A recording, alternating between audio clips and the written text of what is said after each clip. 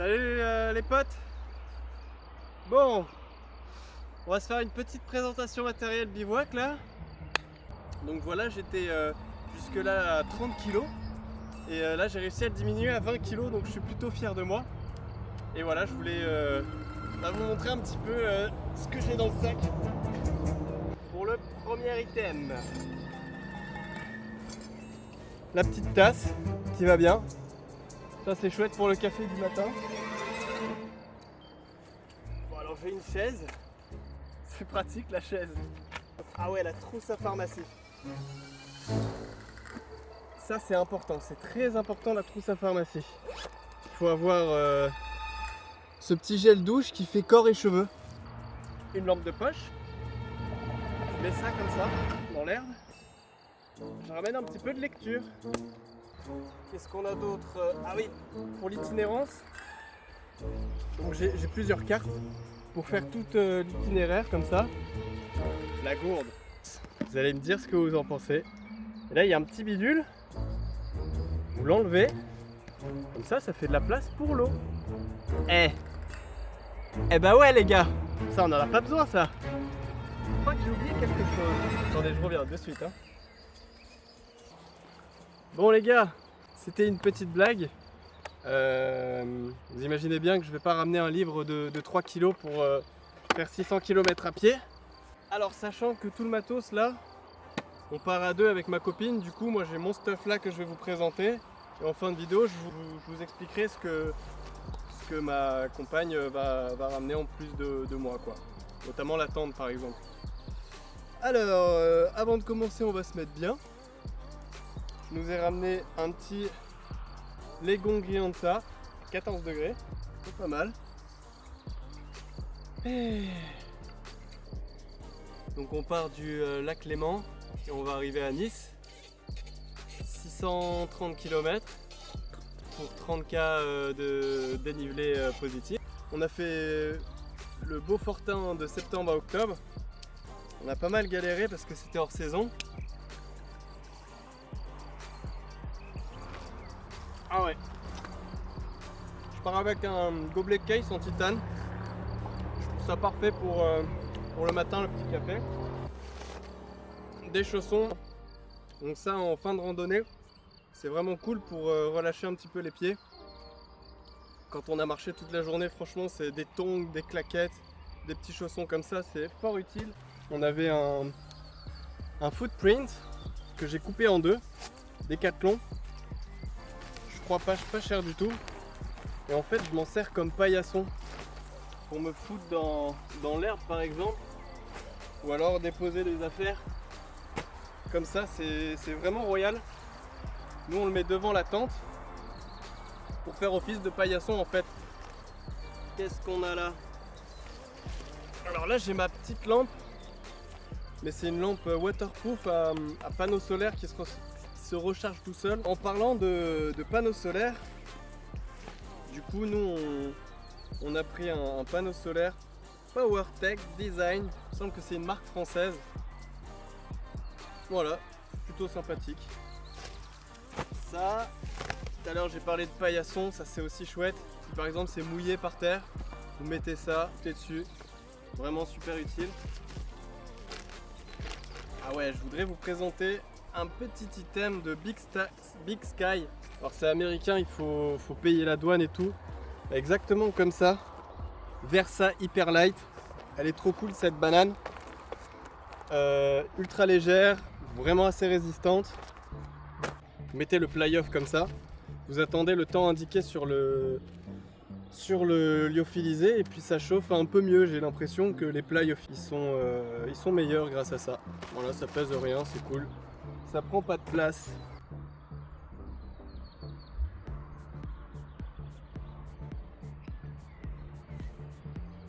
Quoi d'autre? Hydrapack 2 litres. La petite gourde qui va bien. Voilà, sympathique. Hydrapack qui fait ça. Alors des dry bags aux habits par exemple, vous les mettez dans des sacs comme ça. Je pense que c'est la bonne option de faire ça. Hop là! En parlant de dry bag, je mets des habits dedans. Bon là il y a un autre sac qui n'est pas étanche. Et en fait, par exemple, là j'ai un t-shirt. Celui-là c'est un t-shirt à longue manche Icebreaker 200. C'est en mérino, c'est respirant, c'est chaud. Franchement ça coûte un peu cher, mais vraiment c'est cool, ça vaut le coup. Même pour l'odeur, tu peux le mettre 3 jours, le laver au bout de 3 jours voire plus. Franchement c'est la classe. Des gants, pareil mérino. J'ai des gants fins comme ça, vous allez voir, j'en ai d'autres au cas où ils sont mouillés, un peu plus lourds. Voilà. Je vous ai pas montré mon coupe-vent, c'est un Rab. Je mettrai la description en bas si vous voulez. C'est cool. Ça, je trouve ça assez intéressant, mais en fait dans les lacs il y a toute une biodiversité. Quand tu viens foutre ton savon, ton gel douche ou je sais pas quoi dans l'eau, en fait ça les détruit. On prend de la flotte, on va aller ailleurs, on va faire notre linge, on va nettoyer notre cuisine, on va peut-être se rincer, se mettre un petit coup de flotte sur la gueule et tout. Mais voilà, un sac comme ça, c'est vraiment chouette.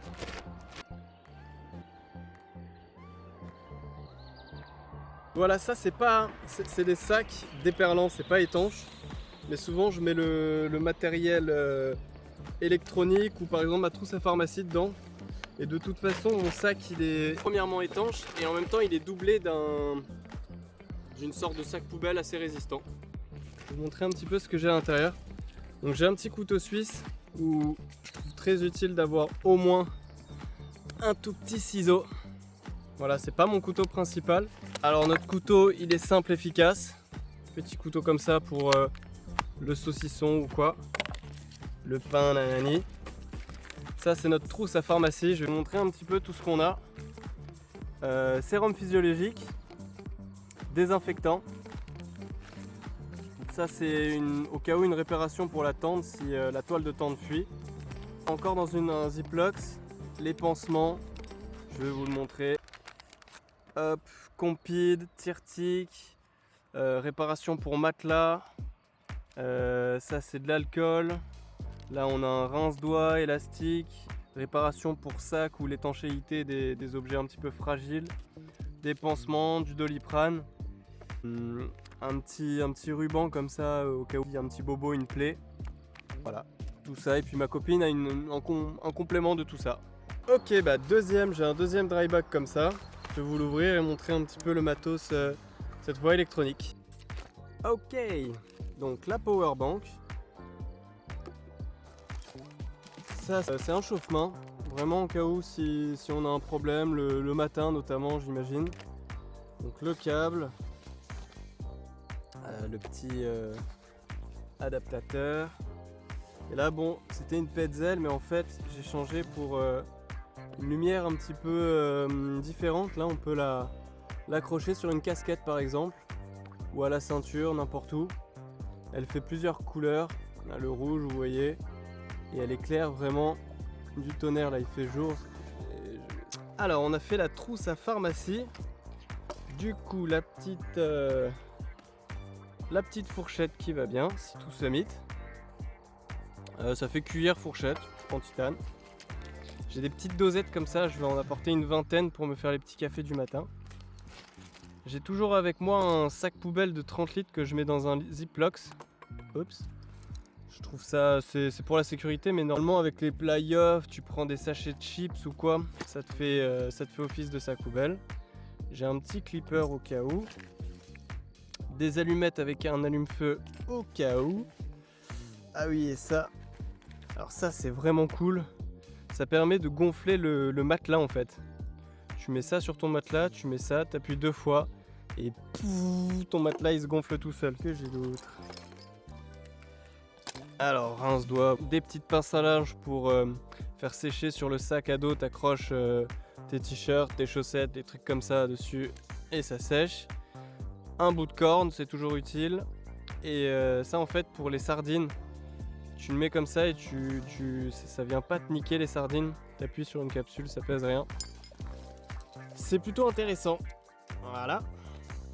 Ok, maintenant, et l'atelier cuisine. Et la popote. Alors, c'est la marque Case. J'adore cette marque pour le titane. Donc on a un couvercle. Alors moi l'huile d'olive, je la mets dans une flasque. Ça m'est jamais arrivé que ça coule. Je préfère que ça reste comme ça, même si c'est un peu plus lourd. Là j'ai un pad au cas où, des fois on est dans l'herbe, on n'a pas de bout de bois à proximité. Donc c'est pour un peu stabiliser justement la bouteille de gaz. Je la mets en dessous et je m'en sers de cale. Ça je pratique. Le BRS 3000T, le réchaud international. Celui qui est le plus léger il me semble sur le marché, rapport qualité-prix. Ça c'est le petit allume réchaud, ça fait une petite étincelle et pouf, le réchaud il s'allume. Sel, poivre. Donc, je mets toujours un petit mouchoir pour pas salir trop la popote. Donc on a la grande taille et la petite taille. Voilà. Parfois on fait par exemple une soupe, on va cuire dans le mettre de côté et recuire par-dessus par exemple de la semoule, des choses comme ça. Donc c'est plutôt pratique d'avoir, surtout on est deux, d'avoir deux types de volume pour cuire nos aliments. Voilà. Et pour manger, du coup, on n'a pas de bol chacun. Du coup, on va utiliser ça comme récipient pour manger. Bon, alors là, mon sac, il est pas vraiment fait parce qu'il manque encore la nourriture, l'eau, tout ça. Tous les objets lourds, par exemple l'électronique, la power bank et la popote, je vais la mettre collée à ici de mon sac, au niveau à peu près au milieu des omoplates. C'est là qu'on sent le moins si vous avez beaucoup de poids dans votre sac à dos. Tiens, en passant, la petite pochette mammouth pour enfiler la gourde et la gourde case. Vraiment le titane, comme je vous l'ai dit, je trouve ça cool. Là, je vais vous montrer la doudoune que je mets dans des sacs parce que c'est du buvédois. La petite doudoune, c'est de la marque Pajak, c'est une marque polonaise. Donc le buvédois, faut savoir, c'est hydrophobe, faut pas mettre d'eau dessus. Vaut mieux pas en tout cas. Je vous montre aussi mon sac de couchage qui est également un Pajak 0 degré confort. C'est le Core 400 de tête, donc c'est aussi du buvédois. Hop là, dans un dry bag naturellement complètement étanche. Et du coup c'est aussi du buvédois. Donc quand j'arrive sur le camp en fait je le pose dans la tente, ça gonfle et ensuite c'est optimal pour aller se coucher en fait. Un liner 70 thermolite et 30% de soie. Normalement c'est pour un peu de la chaleur mais c'est plus des fois la nuit, enfin souvent on transpire et c'est pour pas abîmer le sac de couchage en fait. Voilà, ça ressemble à ça. Tu t'enfiles dedans et puis ça permet de préserver ton sac de couchage. C'est plutôt utile. C'est un top, c'est vraiment incroyable. En fait c'est un pantalon de pluie. Il est 15 000 il me semble, je sais plus quoi là, d'étanchéité. Bah, tu mets ça en dessous de ton short et puis t'es à l'abri de l'humidité quoi. Pour la trousse de toilette, petite brosse à dents comme ça, sympatoche. Tube de dentifrice, on va en prendre 2 pour la route, comme ça. La petite serviette qui va bien. Et j'adore ce genre de truc, mais un coupe-ongle ultra compact, assez léger, je pense qu'on peut trouver plus léger. Crampon, à 2500 mètres d'altitude, il y aura peut-être de la glace, surtout en juin. À skip ça glisse pas mal, ça peut nous sauver la mise. Ça c'est Senshi Design, pareil c'est les Américains qui font ça. C'est un haut en fait polaire, ultra respirant et vraiment ça tient chaud. Alors pour moi ça remplace pas une polaire, parce que le soir il risque d'avoisiner les 0 degrés. Mais franchement c'est top, c'est hyper léger, ça tient chaud, c'est respirant en fait. Le but c'est quand tu marches, tu transpires et tu as des coups de froid s'il y a un coup de vent ou quoi. Là ça fait que tu transpires beaucoup moins avec ça et ça tient quand même chaud. Le pire qui puisse t'arriver c'est de mettre des couches, tu marches 5 minutes, tu renlèves ton sac, tu renlèves des couches, tu marches 5 minutes, il y a du vent, tu remets des couches. Grâce à ça en fait, ça fait que tu es bien presque en permanence. Et j'ai la même chose en pantalon en fait. Et ça c'est French Light Outdoor, des Français qui font ça. Je trouve, ça c'est un avis personnel, je sais pas, je suis loin d'être expert, mais j'ai l'impression que French Light Outdoor, ça perd beaucoup plus de plumes, je vais voir sur le long terme, mais j'ai beaucoup plus perdu de plumes pendant la nuit ou pendant que je marchais avec ça, que ça. Voilà, je sais pas si c'est normal ou quoi, je vais encore l'essayer pour donner un avis plus constructif, mais voilà. Laine mérino, la petite cagoule, alors ça remplace le bonnet pour moi. Voilà, surtout le matin quand il fait froid, je mets ça et là ça prend toute la bouille. J'ai la même chose en bœuf. Et ça les gars, c'est la vie. Un bœuf, c'est un tour de cou en fait. Et en fait tu peux fourrer des habits dedans et ça te fait un oreiller par exemple le soir. Donc vraiment le bœuf, la cagoule c'est moi qui préfère ça, mais le bœuf je trouve que c'est vraiment un indispensable.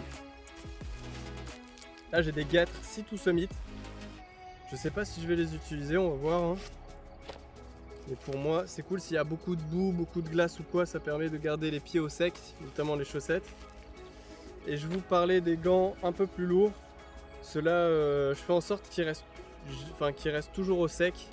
Donc vous voyez, dans mon sac, il y a un sac comme ça. Et au fond de mon sac, je mets mon matelas. C'est un Big Agnès. Il fait un peu de bruit. Je pense qu'on peut trouver moins bruyant. Moi, ça me dérange pas trop. Je suis un gros dormeur. Une fois que je dors, je dors. Mais voilà, je le trouve très confortable. Assez léger. Bon, on s'est pris un petit parapluie Sea to Summit au cas où il pleut et on doit monter la tente par exemple. Et puis pour le soleil, des fois franchement tu mets le parapluie contre le soleil, ça t'évite des tracas. Sur les poches latérales j'ai un petit porte-monnaie, de la corde et un briquet où j'enroule du gaffeur. Ça peut être toujours utile d'avoir un petit coup de gaffeur au cas où. Et sur l'autre poche,